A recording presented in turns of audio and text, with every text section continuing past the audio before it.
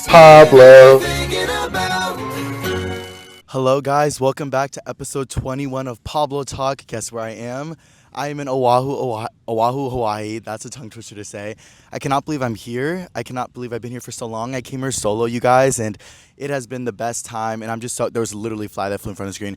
I've had the best time, and I'm just excited to talk to you guys about everything, like on a really chill level. I'm sitting at Iwa Beach right now. I've actually never been here. There's so many beautiful beaches in Hawaii, but if you guys saw the traffic that it took for me to try to get to the North Shore earlier, because I wanted to go to Makua Beach, which is like this beach with like these really beautiful mountains in the back, but I couldn't because the time kept going up like 30 minutes, and I knew I was gonna stay in traffic forever, and I wanted to be in the sun, and I wanted to be at the beach, guys. This beach is beautiful. It's back there. I was gonna do the pod on the beach, but I was like, the water's literally gonna drown me. Like it's just gonna do something too crazy, and it's gonna be chaotic, and I just want to be peaceful. So right now I'm on like this like grass field where there's a bunch of people doing different things, and nobody's really paying attention to me, so I feel comfortable here. And also, guys, back to the traffic thing. Earlier today, I volunteered at this thing with Go Hawaii. So basically, we were like restoring Hawaii's native ecosystem. It was like this whole thing. I learned so much. I have so much knowledge to tell you guys. But one thing that one of the older women said that she learned for the day, because we all said things that we learned at the end of the day, she was like, it's really nice to be here and know that life isn't just traffic and grocery stores. And I was like, wait, that really is true. Because even living in LA, you're just in traffic all the time. And it's like, bro, there is so much nature and places to go to that are untouched, or places with like way more tranquility. And that's how I've been feeling this whole trip. But I feel kind of crazy talking to you guys. Like this whole trip, I've really been alone, and I kind of detached a little bit from my LA lifestyle, I feel like. And now that I'm doing a podcast and I have so many new thoughts, it kind of puts me in this like weird place where I'm like, what do I talk about that's not too crazy but wholesome, because I'm in Hawaii and I want to be wholesome. But this trip has been a little bit chaotic as well. I'm not gonna lie. If you've been seeing the lives, you've been seeing a lot of things. But just speaking right now on this wooden microphone that's only really been used in LA in my apartment, and now we're here. Like I feel like that's pretty cool that I could bring you guys along. And I want to thank everybody that's been watching all my TikTok vlogs and everything. Like it's been so crazy. I feel like I've gotten a lot of support and a lot of, I don't know, I feel like I've really built a community that I feel really confident with, because I was listening to Tana on the podcast earlier with Chelsea Handler, which I have not done. And again, that's like bringing back, like today's been about like kind of connecting my LA side with Hawaii side, because literally in Hawaii, guys, I have not checked social media once. I've just been like vlogging and editing, if anything, but I haven't been like scrolling or anything. So listening to that was even kind of trippy. But wait, why was I saying that? Why was I literally bringing up the Tana thing? Oh, cause I was saying that I was like listening to her podcast, and like yeah, like I was just like connecting myself. So it's my last day in Hawaii, or tomorrow's my last day, and I really want to be good at kind of transferring that side of me, the side of Hawaii, the side that really makes me feel like detached from social media, to LA, because the past weeks in LA have been really weird, guys. That's kind of why I took a little bit of a break from the pod. It's not even a break. I had the Terror podcast, which was amazing, because I'm not even gonna lie. I know that I have an issue with talking over guests sometimes. Like I know, and I hate it, and I like want to fix it, and like literally I need like a stress ball or something during podcasts, because bitch, I love to talk, and she had so much good things to say and everything, but she also was like, let's take some shots before, like let's go get some drinks. And I think I was a little bit tipsy on the podcast, I'm not gonna lie. So after that, I was like a little bit anxietied out, and I was like, wait, Pablo, like that was such a cute pod, and like she's such a good person like with me, and we had a good conversation. And but like at the same time, like I was like, I don't know if that's really where I want to go on the pod with. Like, I don't want to be getting drunk on it. Like, the last time that happened was with Jezebel on her episode, and we didn't post it because we were just like a mess. We didn't even make any sense. But yeah, so after that, I was like, okay, like, how am I going to tackle next week's podcast? Like, how's that going to go? But then so many things started happening, and I just felt a little bit overstimulated and overwhelmed. And got me to the point where I came to Hawaii. Literally, that's how overwhelmed I was. And I knew that this was going to happen. And I was like, Pablo, like, you've been posting a lot on TikTok and, like, doing a lot of things behind the scenes. And I'll get more into that. But, you know, maybe just take this week off. Let the Terror episode marinate a little bit. Reflect for 1 week about, like, how you want to continue with the podcast. And see how that goes. And I feel like this was, like, a perfect step for that. Because you never want to get stuck in, like, a mindset of knowing who you are. Like, I feel like I've been learning a lot on this trip that who you are isn't this long form permanent thing. Like it is temporary. Like it is okay to change yourself every day. Like every day you're a new person, and like that is completely okay. I met this girl named Joy when I was going on a hike at Lulumahu Falls, which is a beautiful waterfall, you guys. Like I've been to a bunch of waterfall hikes, but I've never seen something like this. Like there was a big pool at the bottom where you could literally swim in it. It was so tea, and I went by myself, which was already a little bit scary because I thought I was gonna like run into a boar. Because guys, there are boars on this island, like big hairy pigs that like attack you and shit. I don't know if they attack you, but they're like scary. I don't know. Maybe they're not scary. But anyways, I was scared in there. And when I got up to the top, I almost got lost because bitch, I was literally in the rainforest. And there was this girl, and her name was Joy, and she just started talking to me, and we had like an hour and a half existential conversation about life and about everything, and just like being in the present, being in the moment. And she was like, who are you? And I'm like, what do you mean, who am I? She's like, tell me who you are. And I was like, I'm Pablo. She's like, no, tell me who you are. And then I kind of started listing these permanent things. And she's like, oh, wow, it seems like you really know yourself. And I was like, no, I think I'm just like really reflective. And like, I think consistently about how like I'm changing and stuff. Like, like, I don't know. And she was like, yeah. And she was a couple years younger than me. And I was like, yeah, when I was younger. And she's like, don't say when you were younger. Like, how are you going to say that to me right now? I was like, well, it's true. When I was younger, like, I've changed a lot since a couple years ago. And she's like, well, fuck yeah, I've changed in a day. Like, literally, there's so much change. So I feel like it's okay to like do that and like reinvent yourself and everything like that. And I don't know. I just want to kind of get more into that conversation because in LA, I was feeling insecure, bro. Like I was feeling like I didn't trust myself, and like I wanted to go on a trip for so long because so many amazing things have been happening. Like I'm really grateful that I'm able to vlog on TikTok, you guys, and that I'm able to bring you guys along, and that is a big main part of my career. Like that is my main source of income. But I genuinely just like love doing it. And I think that's why, especially in Hawaii, like my videos have been doing so well, and like I've been so well with my videos. Like I've really been enjoying them, is because I literally am just being myself. Like I'm just existing. Like my source of income is coming from existing. Like how did I get here? Like how did I literally get here, you guys? You guys know like I moved to LA with no plan, like at all. And it's so crazy because the trip that I took to Hawaii, there was one specific trip that I took my sophomore year of college when, again, I was just like at a really low point and I didn't know what to do. And I visited my friend in Maui, I think, and I had like an amazing weekend. And I told myself, like, you know what? I don't want to go to school anymore. I don't want to do this anymore. Like, this is what I enjoy, like being in the sun, meeting new people, learning about new things. And that is crazy because I filmed a video that day on the camera where I was talking about how I really just want this to be my job. I want to be able to talk to a phone. I want to be able to build a community. I don't want to go to school anymore. I was thinking all these thoughts, and I vlogged it, and I have this vlog, and I was like, one day I'm going to be able to make money from vlogging, and I'm going to travel the world by myself, and da-da-da. And the fact that I'm here right now, guys, it's so freaking crazy. And I know I might be going in circles, but I never said today's podcast was going to be good. It's going to be reflective. It's going to be Pablo. It's just Hawaii, final day, and I think I'm also not used to talking. Like, I haven't talked in a while, so, like, I'm having that feeling that I used to have in the beginning of my podcast before, like, I would talk about on the camera, like, how, like, I sometimes get in my head and overpsych myself, and I'm like, how am I possibly gonna have things to talk about for an hour? But my brain is consistently moving regardless, and that is just anxiety, like being shown and like just like making me nervous for no reason. Like, and again, like this podcast in Hawaii, like it's a double whammy. It's like reflection of like podcast and talking to a camera, but also reflection of just like where I want to be and stuff. And guys, it's like so crazy. I don't know, being on a solo trip is so different. Like you have nobody telling you what to do. You're able to do whatever you want, go to bed whenever you want. And I kind of noticed in the beginning days, like I was never even laying down.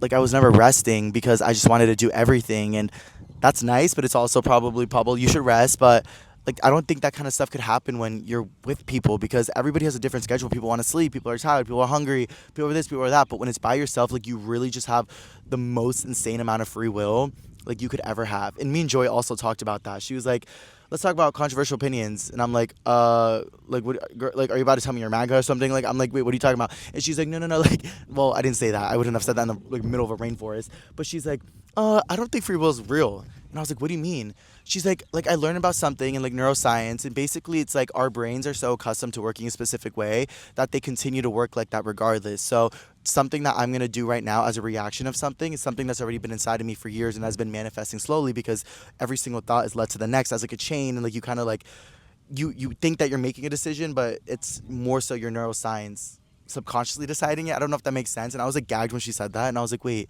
that's honestly like really true because at the end of the day, like free will, like it becomes this thing where it feels like this next choice, this decision, this ultimatum, this thing that you have to do. Like free will is such a beautiful thought because it's like you can do whatever you want, but at the same time, it kind of puts you in a box of like the next step or like what's next or what decision am I gonna make next or duh or duh. And I feel like kind of living more in that moment of like subconscious thoughts where you know like it's already there. I don't know if that makes sense. Like it's just way more freeing that way. And she put so much perspective into my head. And when I was leaving that hike, she asked me like, "Oh, like, do you think you can write in my journal? Like, I solo travel like all around the world, and like every time that I meet a stranger that I really like connect with, I ask them to write me a piece of advice in their book." And I would love if you could do that. And I was like, oh my God. Because, guys, it was already one of those days. It was my second day in Hawaii, like where I was like, could have started feeling alone. And like, I'm in the jungle by myself. I don't know why I wasn't scared at all. Like, it's actually crazy that I wasn't scared. Like, I think it's just a testament to like Hawaii and its safety and like, even in like the rainforest, like I think the worst that there is boars, but I don't think they like attack people. There's not even any poison ivy. Like there's no snakes. Like it's actually so crazy. Like I've learned so much about the island, and it's just the most insane thing. But yeah, at the end of it, she asked me to write something in her journal, and I wrote in it. I said, "It's harder to feel sad when you feel grateful, so don't just be grateful, feel it." And that sounds very dramatic, but it's really true because I think that again, there's like this science that like it's impossible for your brain to feel sadness and gratitude at the same time. So you're tricking your brain that you're not sad if you're like feeling this gratitude, and that's kind of guys. Right now, everybody say right now, and I'm being pick me, but just say it. I'm grateful. I am grateful for the food on my table, for the roof above my head. I'm grateful for the moments like this where you can sit on grass and look at the beach, whether it's in Hawaii or California or Connecticut, wherever it is. Just be great. Like, it already helps. Like, it already, literally already helped. And, like, I feel, like, more connected with myself, I swear. And when I wrote that, she really digged it. And then she's like, do you have a bucket list? And I was like, no, I used to. She's like, what? You don't have a bucket list? And then she pulls this bucket list out of her backpack. She's like, I love bucket lists. That's how I go like in the world, like da da da da. And I was like, what? No way. And she's like, yeah. She's like one of them. I really want to get arrested, but not for something crazy, but like maybe for a DUI. I'm like, girl, a DUI? That's pretty crazy. She's like, wait, yeah, you're right. That's on your record. Maybe like hopping a fence. And I was like, yeah, like maybe something like that. But like, and then I was like, oh my God, yeah, no, I get that. Like, I've been to prison before. She's like, wait, what? And I was like, no, I'm joking, I'm joking. I was like, wait, why am I making jokes like this in the fucking middle of a rainforest? Like, I'm so sorry, girl. She's like, she started laughing about it, but I was like, oh my God, no, no, no. But she said that something on her bucket list was like to get a stranger to pick out a tattoo for her. And I did that, and I just think that's so cool that I was like able to help her like complete a bucket list. And I think I want to move forward with that. I think everybody that I met on this trip has taught me something new, and I met so many different people for like different reasons and stuff. And I think one of the first people I met was actually my first day. So when I was going to Hawaii, if you guys don't know, the past couple weeks have basically consisted of like me in LA, getting my life together, getting my credit together, getting my taxes together. I went to Lightning in a Bottle, which was an insane experience. I went to a music festival with my friends Tyler and Dia and Lewis, and we had like the best 3-4 days. It's like a festival in Bakersfield. It's super hot, super crazy, like drunk, like but like also like hippies and like just like super like EDM house music, but also people like naked out in public. Like it is one of those festivals, and I had so much fun, but it really drained me because we were vlogging in the heat and then we were camping, and then when we were finally camped up the next morning, somebody was like, you're in our spot, and they made us move, and it was like a whole thing, and then we had no service, so it was pretty chaotic, but I had the best time. Oh my God, guys, the best time. I watched Empire of the Sun. I watched Alley Cat. I watched Was Subtronics there? No, I watched Subtronics at Coachella. Or maybe I did watch them there as well. I watched so many different kinds of people there. Oh, I watched Tinashe. And I think like one of the craziest memories that happened at Lightning in a Bottle was, okay, so we were supposed to go in an RV. We wanted to, but it became a little bit too expensive at the end. I don't have a credit high enough to put down the security deposit. It was like $3,000 for the credit. No shade. Like, you guys know I'm trying to get my credit better. It's going to get there. It's slowly getting there. I just paid off my $26,000 of taxes, by the way. People are like, oh my God, Pablo, how are you in Hawaii if you're not paying your taxes? I've paid them. We're good, guys. Everyone relax. Because I know, like, you guys care for me and stuff, but, like, I was like, oh my God, like, people were, like, on my neck about it. Like, oh my God, why are you in Hawaii? You didn't even get a car. Why are you in Hawaii? You didn't even There's something about getting something that scares me. Maybe I feel like I don't deserve things because I've never had nice things. And now that I'm making a little bit more money, I'm like, what the fuck do I do? And the idea of having such a nice thing and owning it, like, scares me. Like, I like that I don't have many, like, I'm pretty much a minimalist, I would say. Like, I'm on the beach with a backpack and a wooden spoon. Like, it really gets there. Also, I brought this from LA, which is, like, so tea. Like, I feel like, I don't know. It's just so tea. But one of my favorite memories about Lightning in a Bottle was definitely that at one point me and Tyler were having like a really overwhelming weekend, and Dia left early, and we were all over the place. And it was a whole mess. We were all having a great time, but it was just a whole mess. And me and Tyler were sitting by the lake. They have a lake at the festival, which it's different than Coachella because you can actually like take a breather and chill. And we sat there and we were like, wow, like we really are vlogging, and experiencing this and it's so much fun, but it's a little overwhelming and it's a little time consuming. And Tyler was like, yeah, like we're kind of struggling with being in the moment, but also struggling with like our current emotions of life while being at such a high intense happy festival. And it did really drain us. And me and Tyler still talk about it. And then we were just having like a super reflective, like kind of sad moment. And then out of nowhere, this girl asked to take a picture of them. And I was like, yeah, sure. And I turned around to go take the picture. And it's Emily Osment from Hannah Montana. Lily, Lola. Like, I kid you not. Like, imagine me just right here, someone taps saying, hi, can you take a picture? Yeah, yeah. It's Emily Osment. Like, she was at Lightning in a Bottle. And that's the thing. Like, that's one of those, like, Burning Man festival things where like celebrities go to it and just like wear masks and shit and like just have fun. But that was such a key meeting her. And then Empire of the Sun was so much fun. I met up with my friends Esmo and Yo-Yo. We spent 2 nights together. We stayed up all night, guys. Slept on the trampolines at 7 in the morning. I did rooms. It was crazy. And honestly, it like built some trust in myself because when I've taken rooms in the past, like microdose and stuff, I always have the best time and I have such good thoughts and that. And whenever I do that, I'm like, wow, I really trust myself because some people could not do that shit. Like, it would make them scared. They would like they get paranoid, da da da da. But I had a really good experience with it at Lib, and especially because Yo-Yo and Esmo and their friends, and also one night like their mom was there, and we just had such a key, and those were really unforgettable nights because we watched so many sets at Sunrise and met so many people, and it was just such a vibe. And me and Tyler made so many memories there as well. And me and Tyler always just like really bond. Like whenever we go on these trips, we just obviously really bond because it takes a lot out of us. But yeah, super, super fun festival. Did anything too crazy happen there? Oh yeah, one day unfortunately my wallet got stolen from my backpack. That was kind of annoying, guys. Literally, it was like 4 in the morning, I think, on the first night that I went out with Yo-Yo and Esmo. And I was like done with my room trip by that point because I only had microdose, but like I was still kind of up. And it was like 7 a.m. Sunrise had already came. They left, and I was like, okay, I'm gonna go home. I'm gonna go to the campsite, go to sleep. It's 7 a.m. And I'm walking to my campsite, and then I'm like, you know what? Like I feel like I could also not go back to my campsite. I don't know if that's weird. I was like, maybe I don't go back to my campsite and I just kind of walk around a little bit more, like look at the lake, like spark a little J, like all that kind of stuff. And so that's what I did. I start walking around and I sit down somewhere and I'm like laying down like on this hammock and I put my bag on the floor or on the couch, and then I get up and I leave. And I'm walking back to my tent, and maybe 4 minutes later, I remember, oh my God, my bag, oh my God. So I walk over, I'm like, I don't think anything's gonna happen. Like, I don't think anyone's gonna like take it or anything. And my bag is gone. My bag is gone. Mind you, at a Plur festival, peace, love, unity, respect. Sorry, I burped. My bag is gone. And I'm like, oh my God, where's my bag? Where's my bag? So I'm looking all around. I don't see it. I'm walking around. It's like this little like activation, like at Lightning in a Bottle, there's a bunch of different activations where you can like go inside or listen to music or meet people or drink or like look at art or go on a hammock or go on a trampoline. Like, there's just so many different things that you can do there. Guys, sorry, my feet are like falling asleep or my legs are falling asleep. So like I'm gonna have to keep moving around and stuff. But yeah, so I look around, I see some employees in there, they're cleaning up because, like, like the night's almost over, even though it's in the morning. And I'm like, hi, like, have you guys seen any bags? Like, I lost my bag here. Like, I left it like, a couple minutes ago. It's not there. They're like, no, we haven't seen anything. I was like, okay, that's fine. Thank you so much. I go to another employee in the same area. I'm like, hi, have you seen any bag? No, I haven't seen any bag. Oh, wait. That is not even true, guys. I'm literally giving the grace out of it all because that is not what happened. Oh my God. I go up to the first person and I said, hi, like, do you see any bag?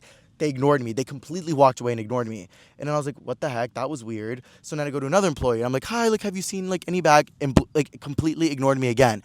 So I was like, something sus is going on here. Every time I was I think I asked, like, 3 or 4 employees. Everybody was, like, walking away and, like, ignoring me. And I was like, wait, do they think, like, I'm on rugs right now? Like, is this, like, protocol, like, for them not to talk to people? Like, do they think that, like, I don't know. Like, do they think that, like, I'm on rugs and I'm not making any sense? But, like, it was sus. It was sus. So then I was like, you know what, this is so weird. So I go up to one final person who looked like he was like probably like the head of the employees or whatever. And I was like, hi, like, have you seen any bag? Like, I've been going up to employees and like they aren't answering me. And like, I just really like, I'm trying to find my bag. And he's like, no, we haven't found anything. Like, sorry. And I was like, ugh. So then at this point, no one's helping me. I'm already sussed out. So I have to look for myself. So I go back to the spot. I'm looking around. And then this girl comes up to me.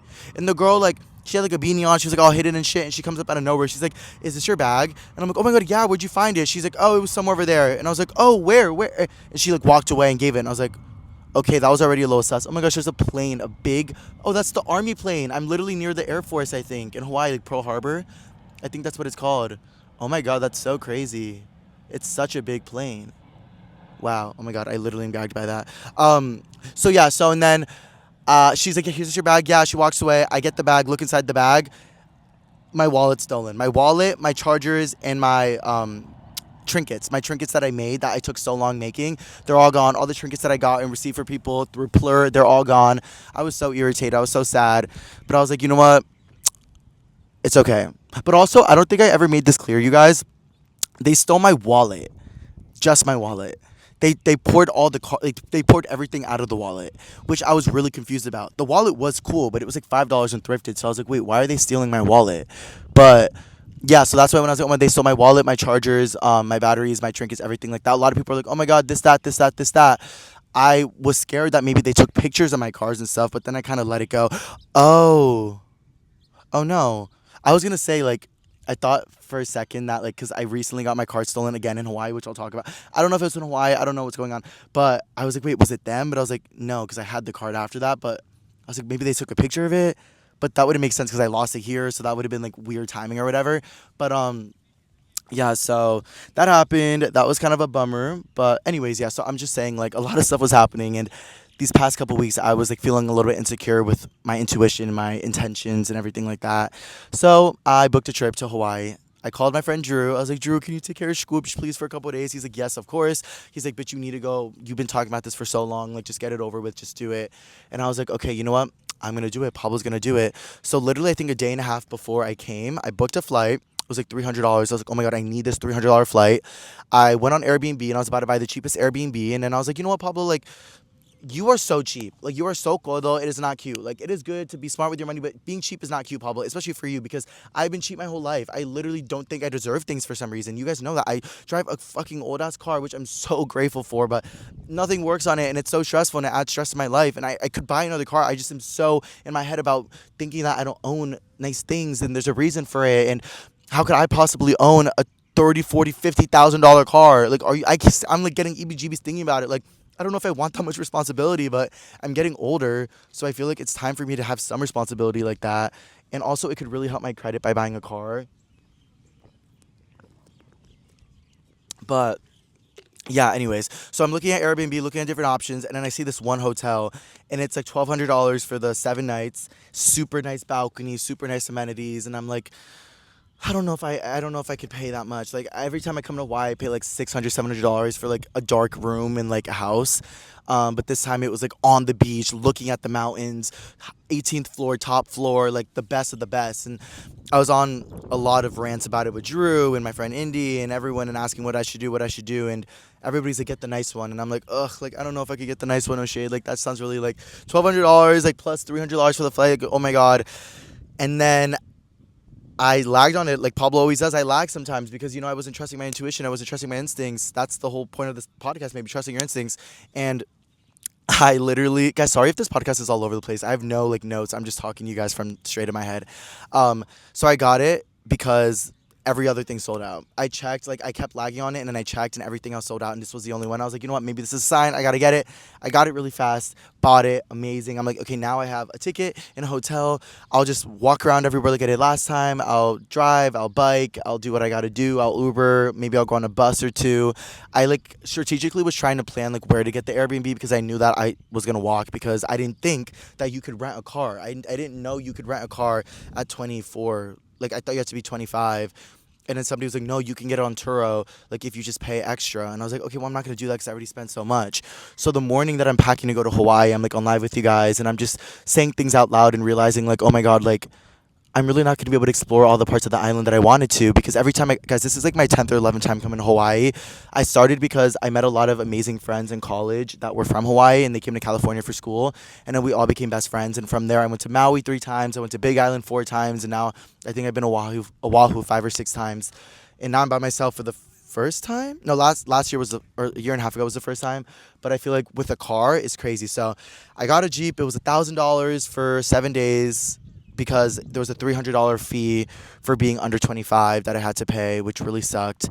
And what was really annoying about that too is I heard that like if you have AAA, like apparently you can get that fee like waived off, and I didn't know that. So I'm like, bro, maybe I should have waived off that fee, but I didn't. I was like irritated. But yeah, I got the Jeep, came to Hawaii. I had to go pick up the Jeep. Like Turo, like they leave the keys somewhere, you get it. I had to take, it was a whole thing, guys. Like I've never driven a Jeep, I don't think. And you guys know I always say I want a Jeep. And I'm like, bro, I haven't even driven a Jeep. So I feel like this has been such a like wake up moment for me and like knowing what I want and like the kind of car I want and stuff like that. Because well, first of all, what we should really get into. Let me get a sip of this water because we need to start getting into the days in Hawaii and like how they've been going because I want to update you guys on everything. But yeah, so the day before Hawaii, I went shopping. I bought a bunch of nice clothes because I wanted to spoil myself. I wanted a cute airport outfit. I wanted some cute glasses, some cute beach outfits. Like literally last time I came to Hawaii, I thrifted the day before. Like it's I love thrifting, but like everything in my closet is thrifted, bro. Like at least these pants, like I bought them from H&M. Like I'm not saying it's any better, like fast fashion, I get it, but like bro, like everything in my closet is thrifted. So I'm like, Pablo, it is time to really like yeah, so I went shopping. That felt really good. Drew dropped me off at the airport. I made him a little basket because he was staying at my house with Scobes. Wait, guys, this is so funny. Literally yesterday, tell me why I got a notification um, that Scoobs was being fed at midnight. And I'm like, why is Scoobs being fed at midnight? So I went to check, like, the camera, and it was, like, Drew feeding Scoobs. Probably calling him Chubby Scoobs. Like, literally, like, Drew's being that uncle that's making Scoobs fat. You heard it here first. And I was like, I talked on the thing. I was like, Drew, are you feeding him right now? And I had to get off. It was so freaking funny. But, yeah, anyway, so he dropped me off at the airport.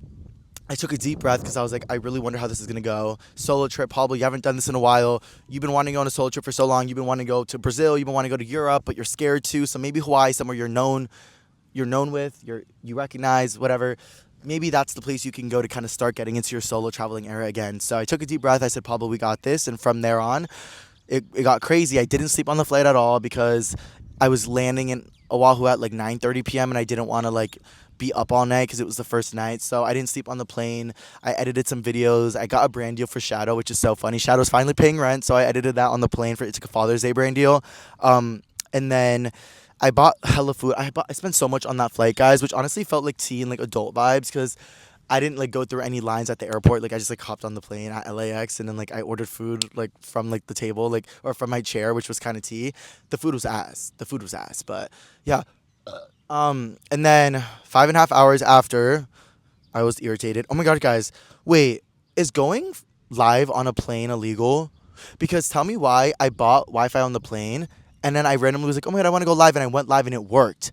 Like I was live in the plane, and I'm like, wait, is this allowed? And then I looked at the website and it said like buy Wi-Fi for streaming. So I was like, yeah, it's allowed. But then I'm like, wait, did they mean like TV streaming? Let me know in the chat. I went live for like 10 minutes and everybody was like, how are you live in the plane? I was like, I don't know. It's working right now. Like, I'm kind of confused. But then I got off. So that kind of helped some time go by. I also posted a picture like on Instagram. Like, how does that work on a plane? Like, that is so confusing to me. Like, actually, how is there? Well, maybe there's like a Starlink on the plane or something like that, or like some kind of Wi-Fi service. I feel like that. Bitch, if streamers can go to the jungle in Brazil and stream, they can do anything. Also, guys, R.I.P. to Oliver Tree. That I don't know if you guys heard about what happened. Like, oh my God, he passed away like yesterday or 2 days ago in a helicopter accident in Brazil, and it's just so sad because he was vlogging his trip in Brazil, and then the next day he's gone, and like I literally like. I mean, not comparable at all, but I'm here solo. I'm vlogging everything, and it just shows you like how quickly things can change. So, R.I.P. to Oliver. That is so sad. But yeah, people can literally stream anywhere. So it's like maybe that's like where the Wi-Fi thing came in on the plane. But anyways, I landed. Then I had to go get the Jeep. That was a hassle because the Jeep was already parked at the airport. And I was like, okay, so let's go figure this out. It's like 10 p.m. at this point. Let's go. So I'm walking in to this parking garage and I see the Jeep. And I'm like, oh my God. Turn it on. I have to take pictures of the Jeep because I don't want them to like charge me anything like if I break it or I didn't break it, but like if it got broken or anything. So I'm doing all those pictures and stuff, and then I'm like, oh my God, I'm about to drive in a Jeep. And guys, when I first got in that Jeep, I was like wiggling, like I had no idea how to drive it. Like that is a tough car. Like I drive a Nissan, so like that shit is not like tough. Like it's like you know what I mean? This shit was tough. So I was like, oh my God, I'm trying to like learn all the roads in Hawaii. I'm like, wait, I'm looking at mountains in the dark. I'm like, oh my gatitos. And then I also was like, wait, I don't even have anything to garden. And usually I garden at night, and that's what gets me to go to bed. Like honestly, guys, like that is completely honest. If you guys don't know, I've made it very clear. I am addicted to gardening. I'm addicted to smoking weed. I have been since I was 16. I started for fun with my friends because I had a really bad situation in my house where I didn't feel safe, and then it manifested into this addiction where I needed it for everything. And now, even up to a couple weeks ago, I was so depressed in LA because I was smoking 3-4 times a day, and that is just not okay, and I don't need that. So right before going to Hawaii, I got nervous. I was like, you know what? Let me bring a stizzy. And I'm like, wait, Paul, you literally can't even bring a stizzy on the plane. Like that is some like young shit he would do. Like so I'm like, Paul, you gotta mature. Like it's time to level up. Do not buy a joint. If there's joints on the island, great. But if there's not, get through the week without a J. Like you do not need it. So I left my stizzy with Drew. It's probably gone by now, and I came to Hawaii with nothing, and the first night I was already kind of like, fuck, like, what am I going to do? What am I going to do?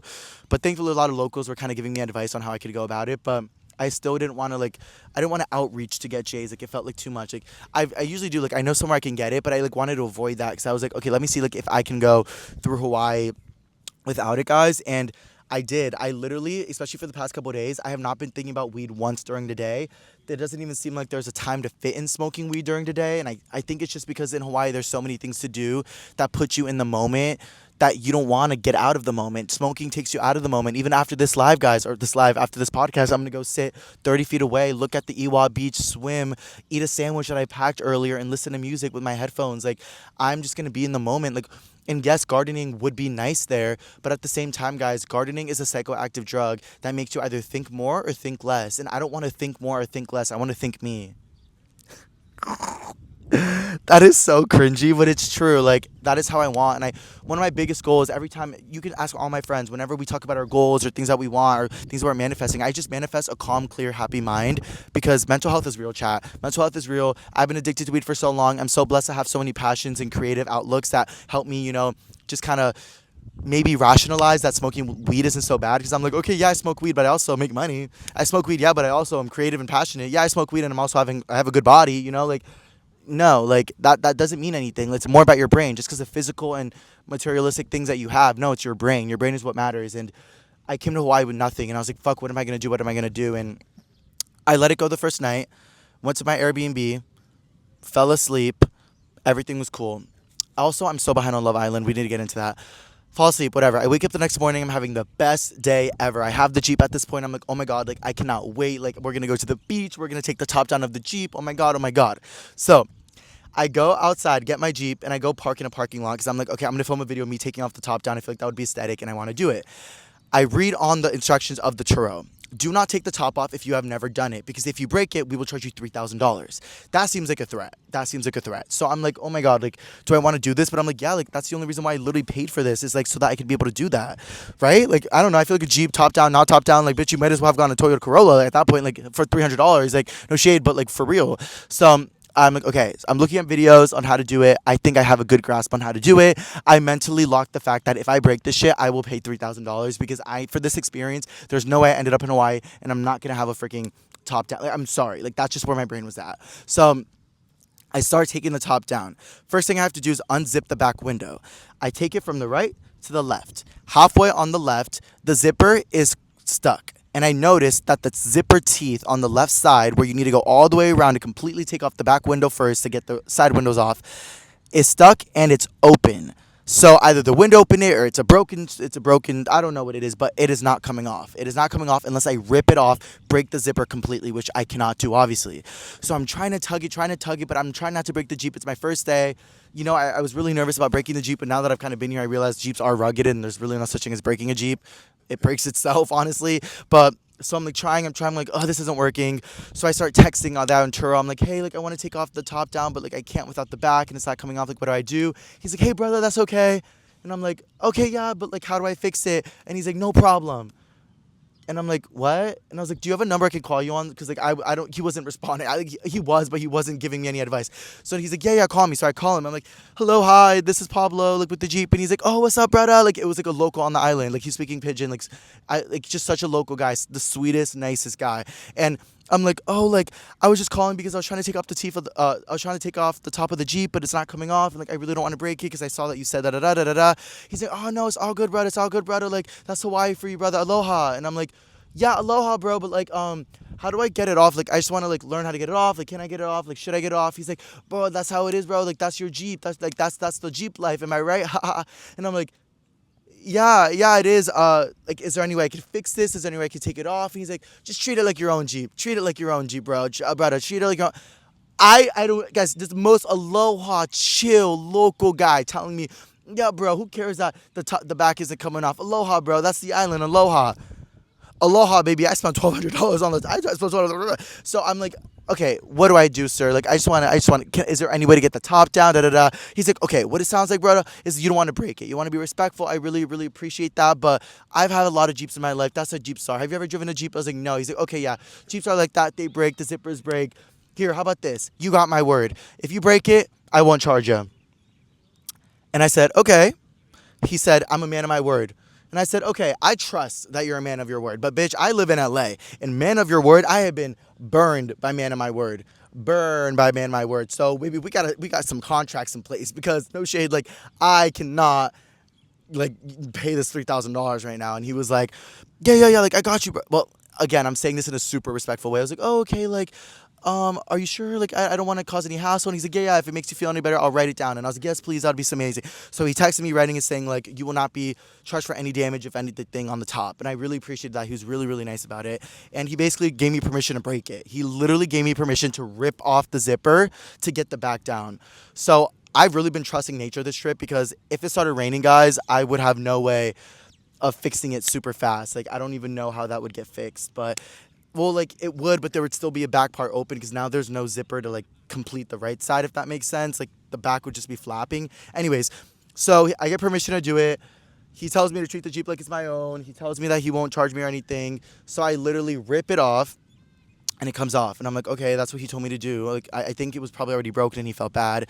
So then I pull off the sides easily. I'm trying to figure out how to take down the top. It's so confusing. It takes me maybe like 2 hours in total. But once I got it, bitch, I got it. I've been zooming through the island, listening to all the best songs. Olivia Rodrigo's album came out on the first night.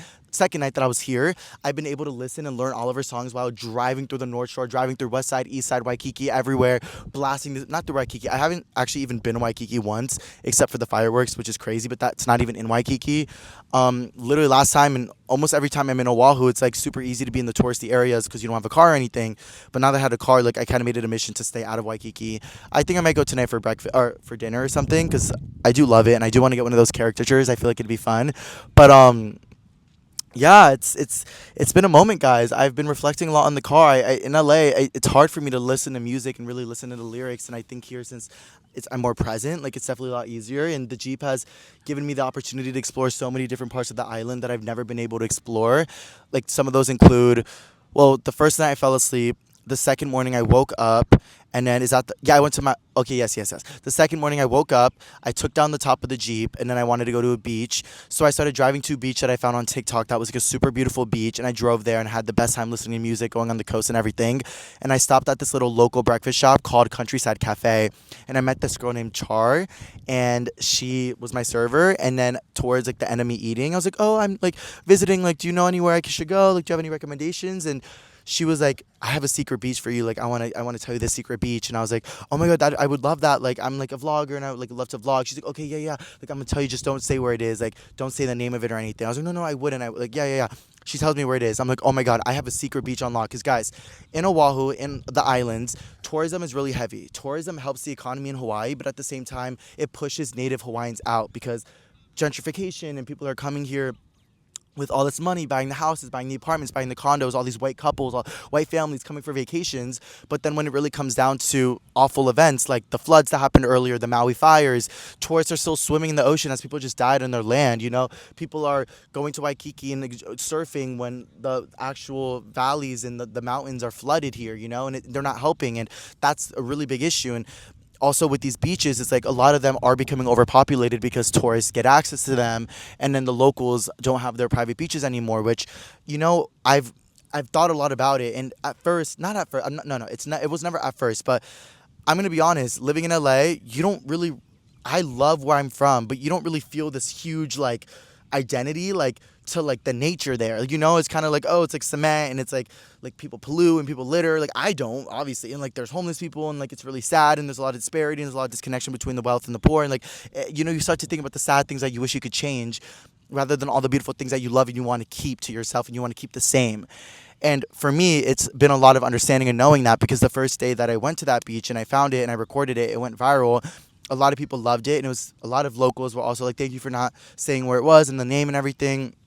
But then there's also some people that were saying that, you know, you could still see the mountain that was in the back, or you could still see, I don't know. I don't know the island that well, so I couldn't even be like, that's not possible. Because, you know, if in LA, maybe if I see something in the back, I'm like, oh, that's where that is. But at that point, I was like, okay, but then only locals would know, and then so it wouldn't be tourists. But at the same time, bringing attention to things is even damaging sometimes in Hawaii, because you want to keep things sacred for the locals, and I understood that really well.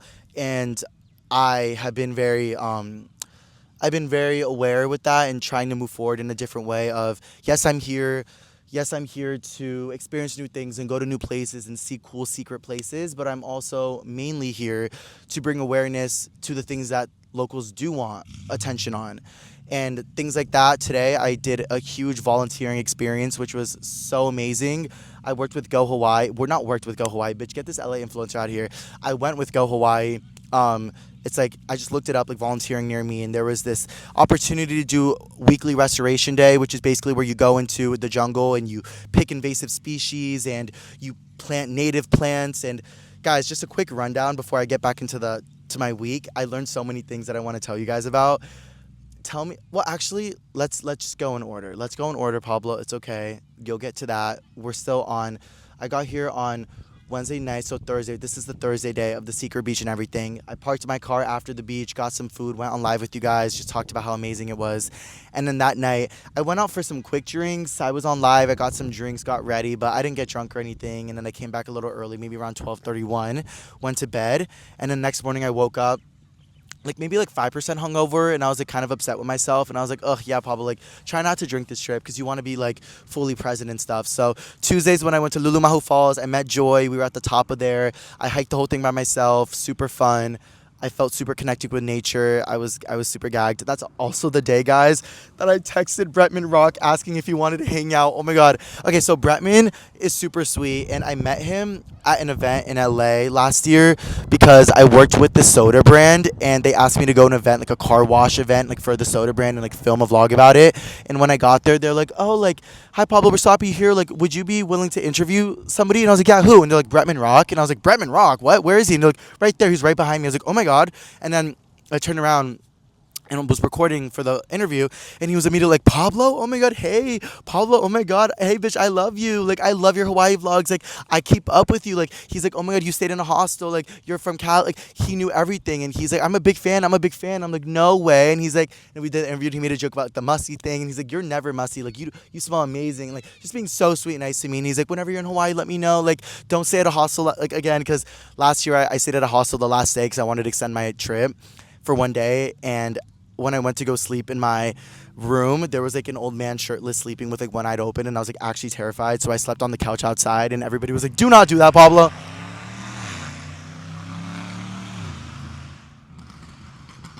He really tore that one up. Everyone was like, do not do that, Pablo, but I did. And yeah, so Bretman was like, please don't do that again. And I was like, okay, bet. But yeah, so that's the day I texted him, and I was like, oh, hey, Bretman, like, because after the Luhumahu Falls, I went to like a food truck station. I got some food, and I was thinking about it. I was like, I really want to meet up with him. Like, he's so cool. Like, and we know each other. Oh, he follows me as well on TikTok, and I was maybe he's seeing my Hawaii content. So after the falls, I went to get some food, tried it out. Then I went home to go to the fireworks. The fireworks that happen in Waikiki every Friday night, which are so fire. You like swim in the ocean and watch the fireworks. It's like this beautiful experience. And then that night when I got a little bit drunkies, I like got the confidence to text Bretman Rock, and I was like, hey King, like I'm on Oahu, would love to see you, like, and would die to meet your chickens. And he left me on scene. But I get it. I completely get it. He's busy. He's a busy guy. And I also forget, like, because we met, I was like, oh my god, we're friends. Like, I was like, but he literally is like such an iconic, famous YouTuber. Like, give him his tens. Like, one day, y'all will be friends. Y'all will meet on the island, and no rush. And at least you asked, because closed mouths don't get fed. So that was a little there, but yeah, guys, the Waikiki fireworks that night was kind of interesting because. So basically, when I landed on Oahu and I started posting content, this guy DM'd me on Instagram, and he's like, hey, are you on Oahu? So am I. Like, we should hang out. And I looked at his page, and he's like a straight guy, like a straight guy, or so I thought, like a straight guy, and like his voice is really low, and he's cute. He was cute, and I was like, why is he asking me to hang out? He's straight. I was like, you know what? Like, I'm down. Like, I want to make friends. Like, I don't care. Like, let's hang out.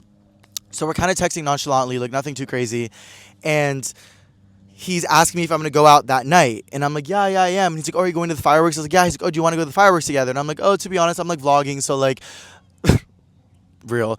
So like, I don't want to like be annoying. Like, I didn't say that, but I was like, oh, I'm going to be doing like a video. Blah, blah, blah. And he's like, oh, okay. Yeah. Like, well, maybe we'll meet after. And I was like, okay, cool. So I go to the fireworks. Tell me why I see him at the fireworks. I see him at the. Oh man, and I also failed to mention. He messaged me on Instagram. We started texting, whatever. We were doing our own thing. The day I went to the waterfalls, when I got to the waterfalls, he was pulling out of the waterfalls. I saw him and I recognized his face because he matched with me on Tinder. Literally, he DM'd me. I thought he was straight. Then I was like, okay, whatever. Then I get a notification on Tinder that I got a like, and I look, and it's him. And I was like, oh my God, like he's not straight, or is he? I don't know. And then he asked to go to fireworks, and I was like, oh, later. And then I see him at the fireworks. Like I saw him everywhere. I saw him on Instagram, and then I saw him on Tinder, and then I saw him at the waterfalls that day, and then I saw him at the fireworks. And I was like, oh my God, like maybe this is a sign I should hang out with him. But I didn't say hi to him at the fireworks. Like I kind of like avoided him because I was like, I don't know, like I still don't know what the vibes are. And then that night I went to my Airbnb, I got drunkies, and I met out with him. And guys, that was such a fun night. I went to Districts. Guys, Hawaii knows how to get down almost as much as LA. I went to Districts, which is a club, and I walked inside and I met him, and he was at a table. Like he was like at this high section on the table that cost like $1,000. He's like, oh, do you want to come up? Do you want to come up? I was like, yeah. He's like, what's up? What's up? And he immediately gives me like a really, really big hug. But he was kind of sweating, which is fine, but he gives me like a really, really big hug and like squeezes me on the waist. He's like, damn, you look so good. And I was like, okay, now I know what's going on. Like, is this what's about to happen? Like, oh God, like straight man is flirting with me because he's drunk. Oh my, the most common trope ever. And now he's offering me bottles at his $1,000 bottle service. Like, bitch, are we in LA or are we in Oahu? Like, I'm confused because it really gets there. But he was nice, and then he was with a whole group of people that he met that night, and we all were having so much fun. We were all dancing and giving shots, and it was such a vibe. Earlier that day, I was on live and some girls were spamming like, go to Districts. And that's kind of where I got this idea of going to Districts. And I was like, I am.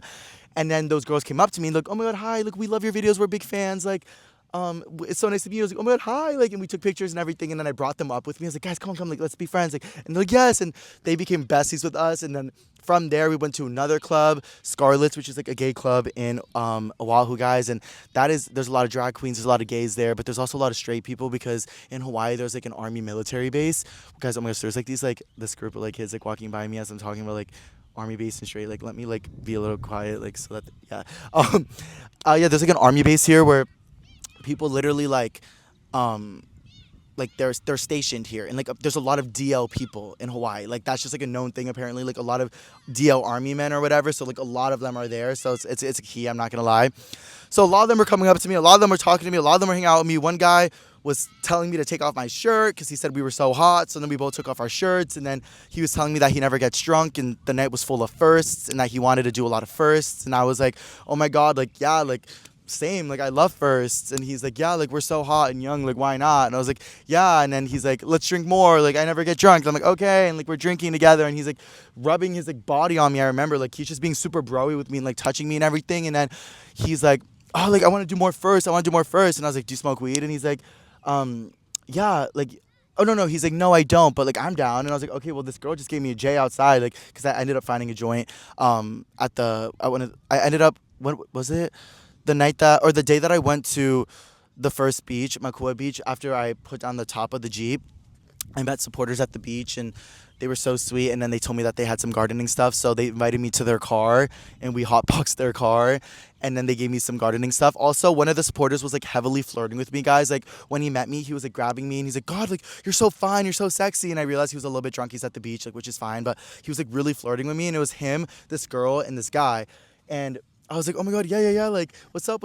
And he's like, oh my God, like, let's go to the car, let's take a smoke. I was like, okay, and it's all of us. And then he's like, damn, bro, you a Virgo? Oh, I love Virgos. Like, Virgos are so fine. Like, I get along with Virgos so well. I'm like, oh my God, cool. Like, I love that. He's like, yeah, like, I'm native Hawaiian. Like, I'll show you around. Like, I could bring you wherever you want. Like, flirting with me, fully flirting with me. And I'm like, oh my God, like, yes, king. Like, thank you. I'm like trying to be like flattered, but also like boundaries or whatever.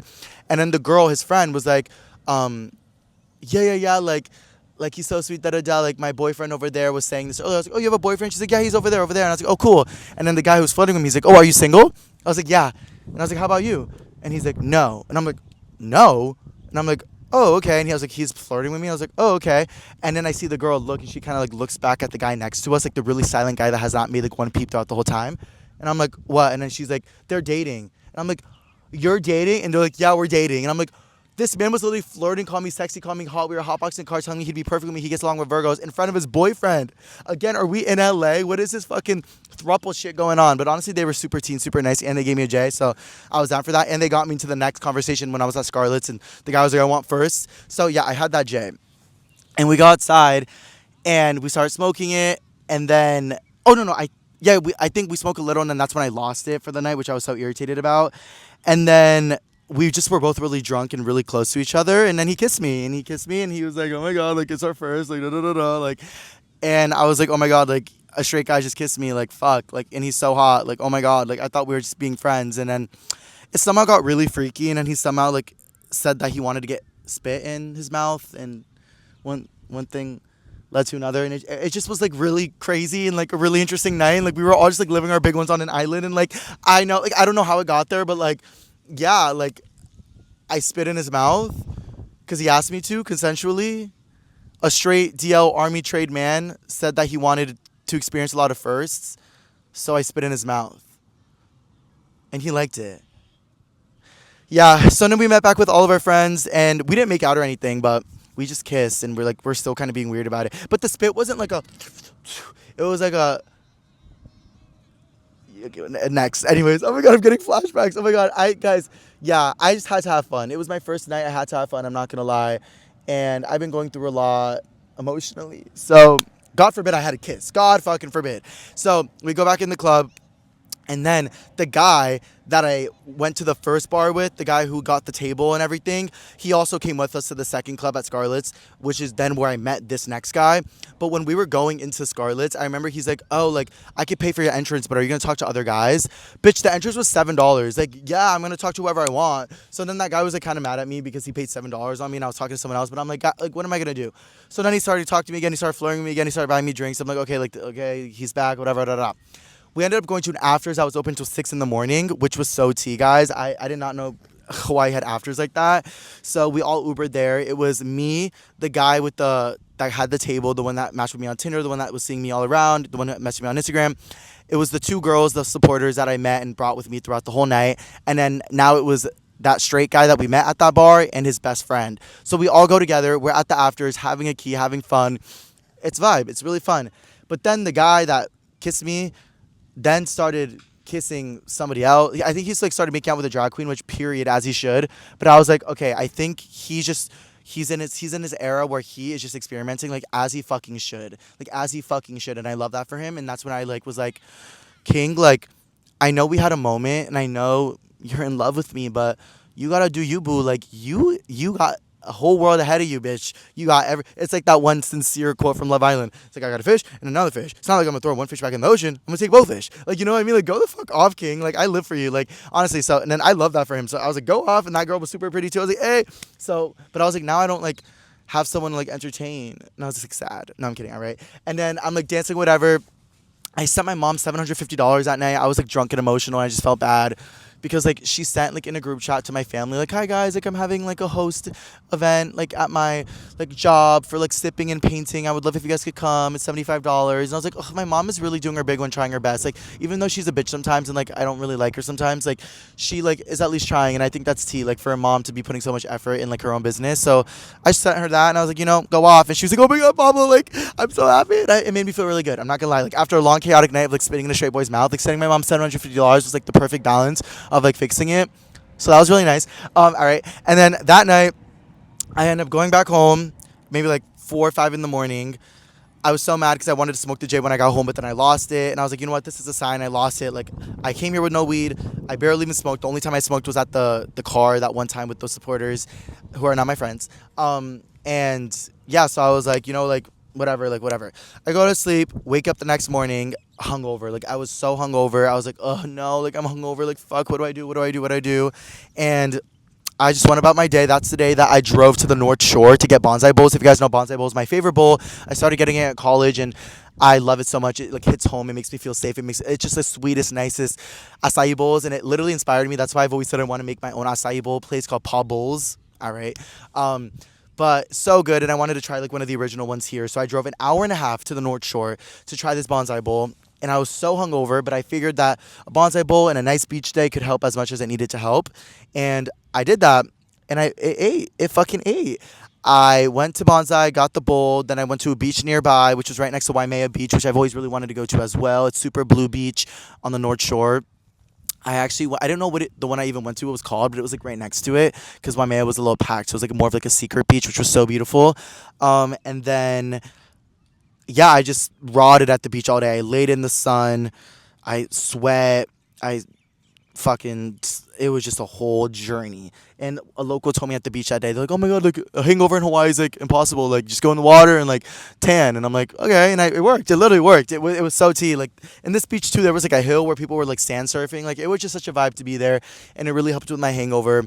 Um, but it was like kind of like a weirder day. But I've been vlogging every day, guys, and I love that you guys have been watching it all. So if you guys want to see everything I'm actually talking about in like real time, it's all vlogged. But I'm telling you guys like the more nits and grits of everything.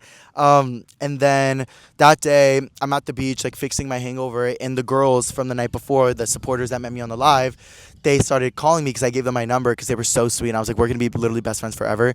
Oh my god, the sun is being no, it's not. It's kind of being blocked a little, but not too much. Oh my god, look at that. Wait, this should be a thumbnail, guys. Let me do a thumbnail because I never do a thumbnail, and it always irritates me trying to find one. So let's find one real quick, and then I'll get into the next day, or the next one.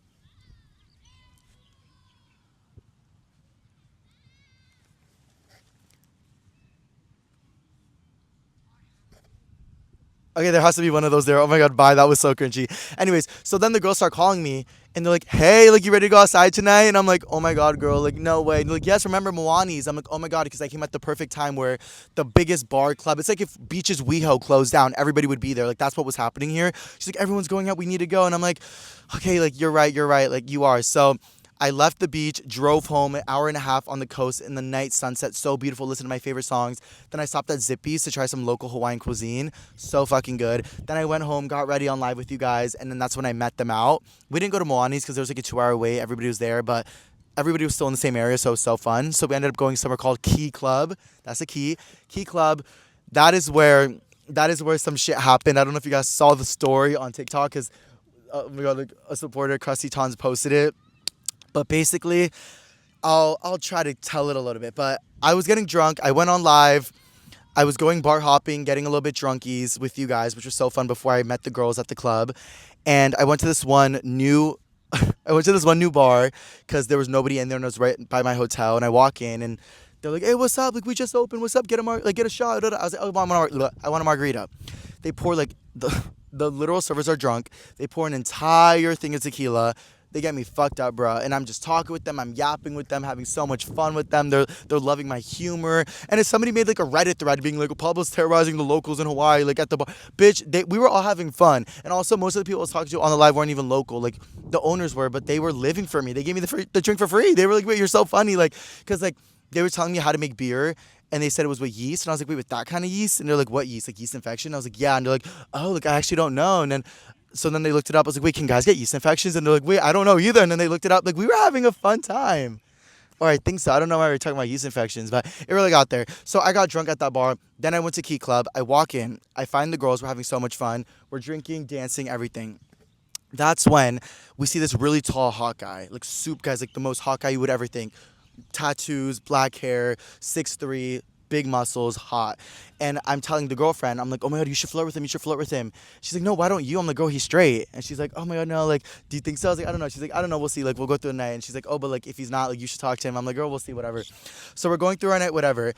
Maybe 5 minutes later, I'm dancing, whatever, and I get a tap on my shoulder, and I turn back, and the guy is like, "Hey, are you gay?" And I'm like, "What?" And he's like, "Are you gay?" And I was like, "Yeah, why?" And he's like, "I could tell by how you were dancing." And I was like, "Oh, shit, okay, hi. Are you gay?" He's like, "Nah, I'm straight as hell." And I'm like, "Oh, okay, well, that's nice." I was like, "That's boring." And he's like, "No, yeah, like, yeah, like, I think everyone's super cool, but nah, bro, like, I'm not. I'm straight as hell. I'm straight as hell. Like, I'm from Tokyo. Like, I'm in the army. Like, da da da da da da. Like, I'm here stationed. Da da da da." And I was like, "Oh shit, cool, cool." And like, we're just talking very nonchalantly. I was like, "All right, well, have fun. Bye." And he's like, "Bye." 10 minutes later, I see him dancing with some girl. His big ass hands wrapped around this girl's waist. I'm like, "That's so hot." Like, whatever. Also, I'm I'm a top enough to know that I'm not gonna bottom in the situation, but I'm also mentally versed enough to know that that is really hot. You know what I mean? Like, I don't know. So we're going through the night, whatever, whatever. It's all fun. It's all fun. I don't know how it started or how it fully got there, but one thing led to another where we got into another conversation, and this man asked if I would go to the corner of the club to talk to him. And I was like, "Yes, I will go to the corner." And it's so funny because I remember we were about to leave and I ordered an Uber, and he came up to me like, "Hey, do you want to go to the corner to talk?" And I was like, "Yes." And then my friend was like, "Oh, but the Uber's about to be here." I was like, "Go, I'll order another one." Like, bye. Like, suddenly my name is Corner Tamayo. Like, I'm going to that fucking corner. So we go to the corner. And he basically starts telling me that like he's not gay, but that he likes to be touched. And I was like, what does that mean? And he's like, oh, like I like to be touched like around my body. And I was like, oh, that's fun. Like, can I touch your body? He's like, yeah. And then he's like flexing for me, and I'm just like touching his body. It's like super fucking intimate, and like, but we're not like we're not like fucking, we're not like kissing, but like we're just like talking and like kind of like grabbing each other's bodies, which was kind of hot. And then he's like, yeah, like, like I'm for Tokyo. Like, do you have you been to Tokyo? I was like, no. He's like, you should come. Like, come stay with me. Like, da da da. Like, bitch. Like, my white picket fence. Like, like dream. Like, literally. He's like, yeah. Like, you should come stay with me. Da da. In Tokyo, if you ever come. I'm like, yeah. As I'm grabbing this man's 8-inch arm. Like, literally. I'm like, what is going on? And he's like, yeah. Oh my god, there's a little bug. He's like, yeah. But like, not gonna lie. Like, I have trauma from when I was younger, so I don't like to be. I was like, wait, what? Like, he completely just like trauma dumped out of nowhere, and I was like, oh my god, like, I'm so sorry. I mean, I have traumas too. Like, I'm so sorry. And he's like, yeah, but like, that's why it doesn't work. And I'm like, what? And he's like, that's why it doesn't work. And I was like, oh my god, like, that's okay. Like, I get it. Like, that's fine. And then he's like, yeah, but like, like putting his arm back out. I'm like, what is going on? Like, actually, what is going on? Like, why? I want to be the one to like give you everything you need right now, but like you really just emotionally trauma dumped, and I'm like so sorry, and I feel so awful, but I'm also like 9 shots deep, and like looking at your 8-inch arm, like I'm looking at your bicep, like I'm so sorry, and he's like, yeah, but it's okay. We go, like, let's go get a shot. I'm like, okay, we get a shot, whatever. We take the shot. We go back to our spot. We're talking, whatever. And he's like, oh, yeah, like, I think something about, like, his neck or whatever. Next thing you know, my, like, nose is, like, in his neck. Oh, I think he said I smelled good. He's like, oh, you smell really good. And I was like, oh, thanks. Like, can I smell you? And he's like, yeah. And then next thing you know, my, like, face is, like, in his neck. And, like, we're basically, like, it felt like mentally I was, like, licking his neck. Like, I can't even actually, like, remember if, like, tongue was on his neck or, like, if mentally that's where it was. But, like, it was in his neck. Like, that's all. It was in his neck. And then he gets really close, and I feel that his dick is hard. And I was like, oh my god. And then he goes, oh my god, you made it work, or something like that. Like something like just something about the fact that now it's working. That I have now made it work. So Kai Sinat, that is why I should be in Streamers University, because I made the dick work. Like, no shade. Like, I don't know how that got there. It worked. Prevail, it worked. So at that point, I just feel his dick like on me, and I'm like, oh my god, like hot, but he's straight, and I kind of move over it, and I want to go with my friends, and I was like, you know what, like I'm gonna go, King, like peace out, like I'm gonna go do an afters. Cause like when I was on live, like somebody told me to go to an afters, and so then I Ubered me and my friends to the afters. We got in for free because my friends were hot, and we had the best night in there. We stayed there so long. Then when I got home that night, like 4 a.m, I texted the guy, the army trade, the one that with the bicep and the trauma, and I asked him if he wanted to hang. I was like, hi, and he's like, hey. Oh no, he said hi, and then no, he said hey, and then I said hi, and then he was like, like, what are you doing? I was like, oh, I'm leaving a bar right now. He's like, oh, what bar? I told him. He's like, oh, is that the gay club? And I was like, yeah. And then I was like, you should come over. And he's like, when? And I was like, now. And he's like, what's your address? And I gave him my address. And he's like, okay, I'm going to order my Uber now. And I was like, okay, bet. And I was like, holy shit, it's like about to happen. I don't know what's about to happen. And then he's like, I'm not going to lie, bro. I don't know how comfortable I am. I'm straight. And I was like, that's fine, up to you. And he's like, should I come? And then I was like, yeah, if you want, but up to you. And then he didn't answer. And I was like, okay. And the next day went on. I was like, okay, whatever, that's fine. And then he texted me like last night, and he's like, oh, sorry I didn't answer. Like, I got really drunk and fell asleep on the beach, but we should definitely hang out again. Like, hopefully I see you again. I'm like, bitch, like, I don't know where all these straight men are coming on this trip. Like, I don't know. But honestly, like, it's fun. It's fine. Like, I say straight, but I mean, obviously they're curious. But like, I just don't know where all this energy came from. Like, suddenly. Maybe it's because I'm just like super like androgynous. All right. But yeah, that happened. So spin the mouth, made the dick work. Okay, bye. But that was my last crazy night. And I'm also, it's really easy to get on a trip and like get horny, but like I had to like get in the habit of like doing my big one every morning, just to, like completely let that go for the day, because if not, like there are so many hot guys in Hawaii, and then like I'd be at the club like maybe like 1% more like a little bit more into like flirting with these people, but like they're not gonna go anywhere, you know. And, like, I'm not trying to be someone's first bitch. I can't even fucking bottom. Like, what am I gonna do for you? Like, fucking like twinkle your ding? Like, I don't fucking know. So, yeah, that was Saturday, and that was intense. It was a crazy night. I got home late again that night, and then Sunday morning, I woke up, and the girls and I that became friends with, I invited them to come to Lanikai Beach with me. We had a whole Jeep beach fun day. We met these people at the beach. We made more friends. We got some good pizza. We listened to amazing music. and it was just an amazing day because I was feeling kind of lonely, and especially after like a 2 day bender of like craziness. Guys, also like those were crazy stories that happened, but like in reality, I had such a great time meeting friends and developing friendships and having good conversations at these bars and clubs. I'm just telling you guys, like, obviously the crazy guy stories because it's tea, but I had so many amazing interactions and friendships that I made to where I follow them now and I'm texting them. Who's yelling? Oh, they're just happy. So yeah, so I'm just giving you guys like obviously like the major tea of it all. But yeah, we had like such a good day last Sunday. Oh, also that night, the Saturday night is when I found out that my card got stolen because basically one of the first days in my Airbnb, I went to go in my wallet to get my credit card because I was gonna go to Walmart to buy clothes because I had like no clothes to go out to the club, and you have to wear like nice clothes and closed toe shoes. So I went to look at my wallet, my credit card was gone, and I convinced myself that I had left it in LA, so I didn't cancel it or anything. And then I also was like, oh, look, it's fine because the credit card's maxed out anyways. Like, I maxed it out, and I was like, oh, like, whatever. But then I remembered that I paid it off right before the Hawaii trip, and I was just in such a big turmoil. I was just everywhere, so I didn't remember, and then I just let it go. I should have been more responsible. But that night, I went to pay with my Apple Pay credit card for drinks or for a vape. I still don't know, from my friends. And it declined. And I was like, what? And then I checked the app, and I saw that there was a $500 charge in Vegas. So I was like, oh my God, like, there's a $500 charge in Vegas. Like, I'm so irritated. And that's when I found out that my card was stolen. I don't know where, I don't know how, but it was. So I haven't really dealt with that yet, but I will deal with it. And hopefully they give me my money back. And if not, I guess I'll take the L for being stupid. Being stupid cost me $500, but I'll take it. And now next time I'll know to cancel it right away. But what else, you guys? So Sunday, yeah, I just had a lot of good conversations with those girls. They're from Santa Barbara, and it was really nice to connect with people and have a good connection day in Hawaii, like making friends besides getting drunk and swimming and laughing and making memories. Like, I was barely on my phone that day, and we met like dogs that day, and we saw like a turtle, and like I met supporters like in the middle of the jungle, and like we had amazing food and listened to amazing music, and it was just a good time. And it was also her birthday. It's today. So it was nice to kind of give her a really nice day because they were just traveling as well, and they weren't able to like travel because they didn't have a car. So I was able to bring them around. And somebody commented on my TikTok. They're like, wow, Pablo, the fact that those girls felt so safe with you is a testament to like how you make girls feel. And I was like, I love that. Like, I love girls. Like, I was telling them like, not like that. Well, I mean, I'm always confused on my sexuality, but that's not even what I mean. Like, I just love girls, and I think they're like, I mean, also like gays and guys also, but like girls are just girls. Like, I love when a girl's a girl, and like I love that they feel so safe with me to go like all over the island. Like, we went from like 11 a.m. when we woke up that day to like 10 p.m. So it was just so fun, and I got her a birthday cake, and she was really grateful for that. And then last night, bro, I was like, I'm not gonna go out. I'm gonna go to sleep early. I haven't been watching Love Island. Like, maybe I'll get a joint. Like, maybe today's my first day that I get a joint, and we'll see like if I can do that. And I remember that when my supporters told me like, oh my God, like there's somewhere that you can get gardening stuff. Like, there's like a Telegram service in Hawaii. Like, I'll send it to you. So they did. I joined the Telegram thing. So I messaged them. I'm like, hey, do you guys have any stuff? They're like, yeah, like we can meet you here. I'm like, okay.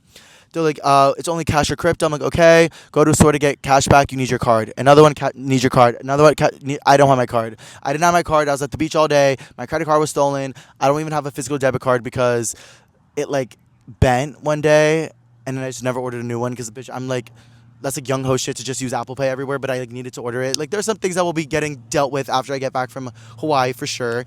But yeah, so I couldn't get cash anywhere. I went to like 5 different places. I couldn't get it. I tried buying crypto. I was like manic for it. Couldn't get crypto.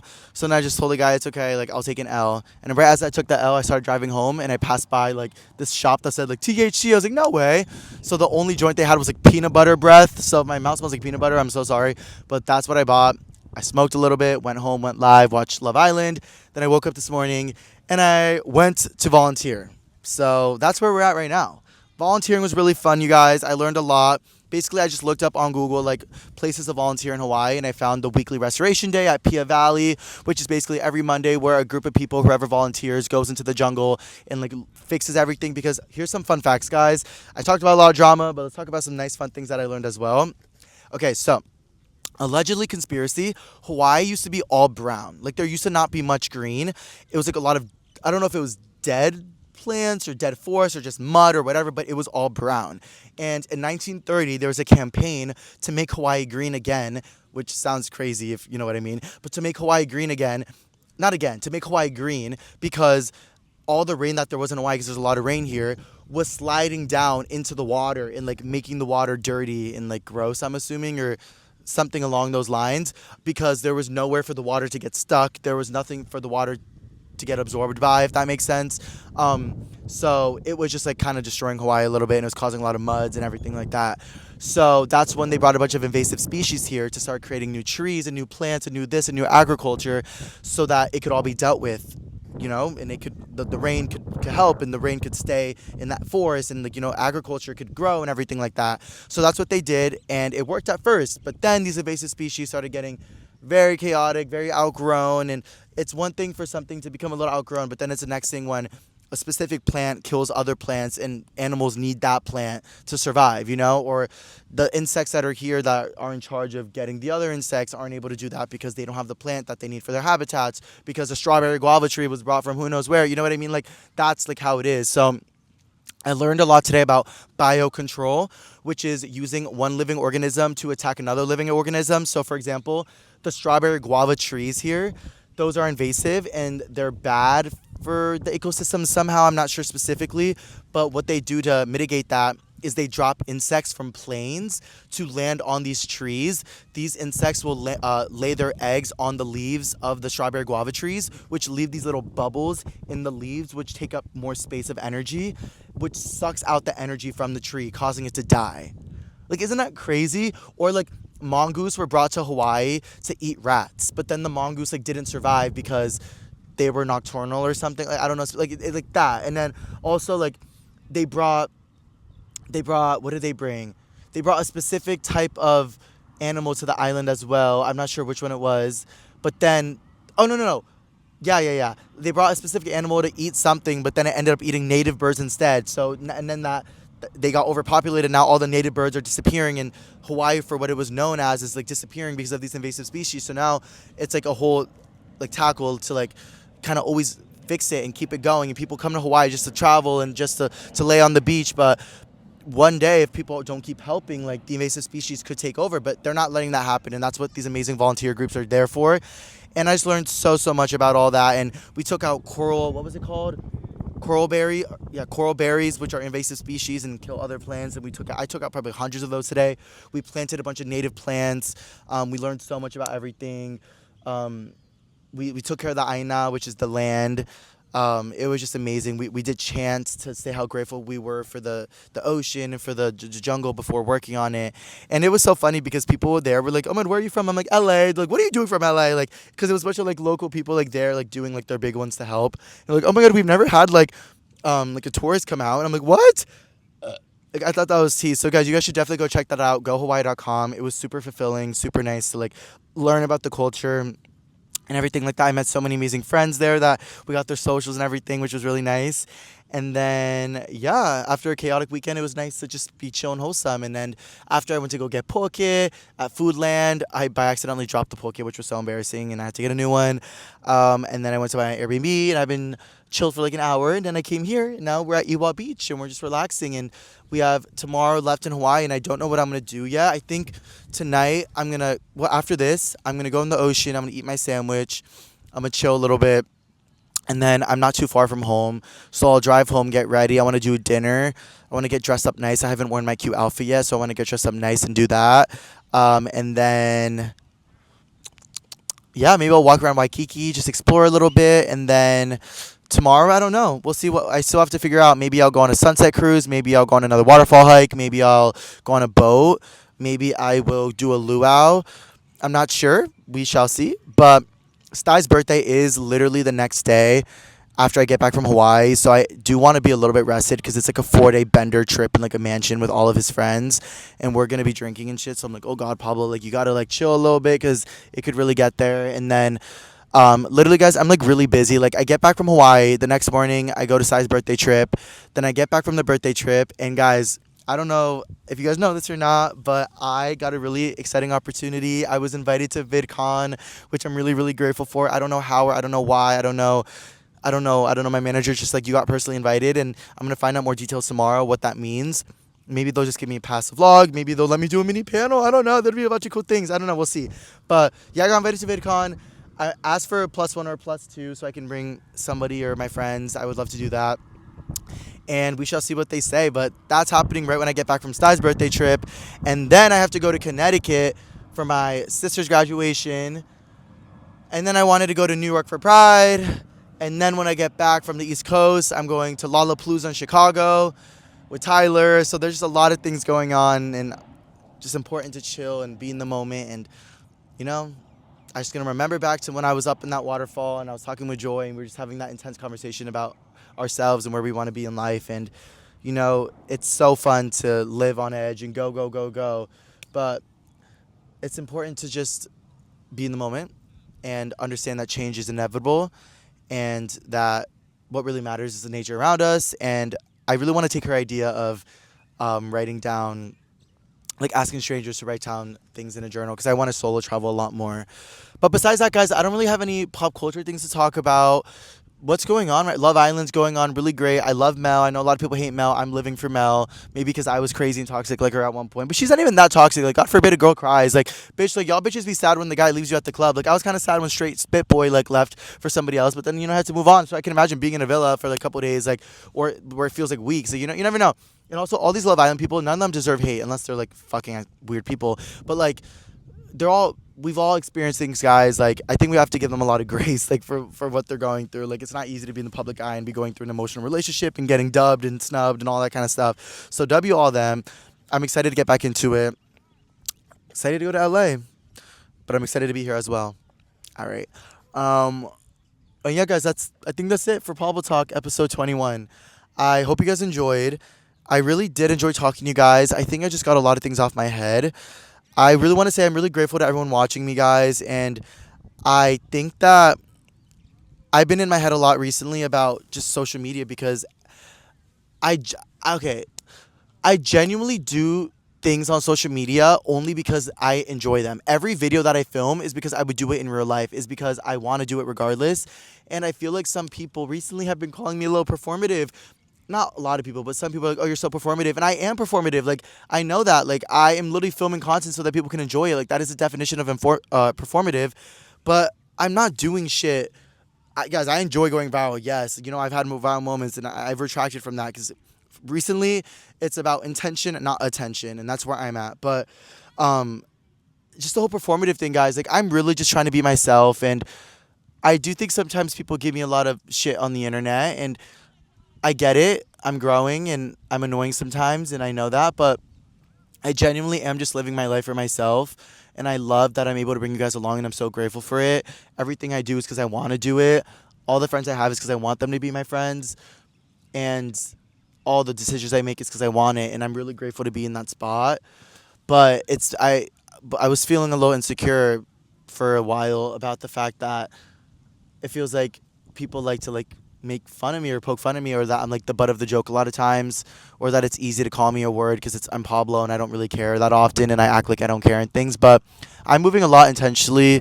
I'm moving a lot more intentionally now. I'm not allowing negativity. I'm not allowing hate to get in my head. If people want to hate, that's fine. I'm blocking. Like, I'm just, like, not, like, before I was like, I don't care. Like, like, any attention is good. I want to protect my peace. I want to be happy. I do want to do good things. I want to bring happy. Like, I want to get calm. I want to be stable. That's where I want to be. And this Hawaii trip has taught me a lot about myself, through going to the beaches by myself, through driving for hours and taking care of an expensive Jeep and paying the things that I need to pay in my life, while also being on a vacation and getting content done and growing my community, and still talking to my family while here, and also getting a little freaky once or twice with a little kissy too. Like, but also just knowing at the end of the day, like, I don't need to hook up with people to feel that intimacy. Sometimes conversation is where that all lies, and nature and all that. And next week I'll get more into everything. But I love you guys, and I'm super grateful to have you guys, and I hope you enjoyed this week of Pablo Talk. I love Hawaii. I love Oahu. I'm so happy and grateful to be here and to learn about the culture every time, and I will continue to protect it as much as I can with myself and with other people. And thank you guys for giving me the chance to just be listened to. I appreciate you guys. I have not felt alone this trip because of you guys, and you guys are so tea. So I love y'all. Everyone have the best days. I will see you guys next week, and yeah, bye guys.